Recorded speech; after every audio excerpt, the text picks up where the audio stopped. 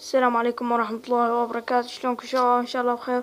وياكم محسن. اليوم عندنا شرح كيف تحط عالمك برابط، يعني شلون تحطه برابط وتقدر مثلا تحمله. هسه اشوفكم شلون. اول شي تسوي تروح على متجر بلاي. هسه على متجر بلاي تكتب برنامج اسمه اندر لا قصدي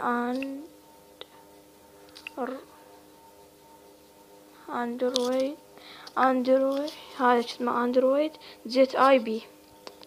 هذا هو البرنامج. خليه يحمل شباب. هذا البرنامج تحمله طبعا وتحتاج برنامج ثاني اسمه دروب بوكس. تكتب دروب بوكس،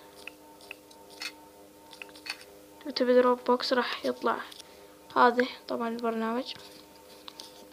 اول شي اذا حملت هذين البرامج اثنيناتهم شو تسوي؟ اول شي تروح على هذا برنامج اندرويد زيت اي بي، تروح عليه تدور على ملف اسمه جيميز. فهسه خلينا ندور عليه.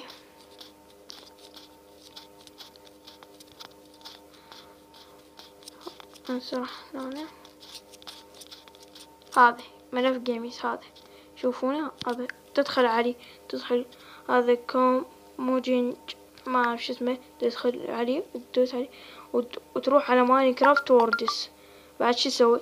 اذا كان عندك عالم شو تسوي؟ تظل ضاغط عليه، تعطيه احداث جست اي بي.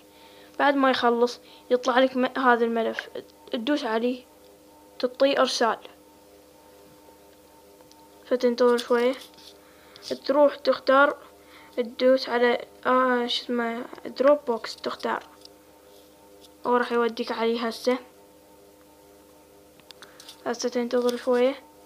هسه راح يطلع لك هيك قائمة. تدوس على هاي الكلمة جوا اسمها اد، تدوس عليها.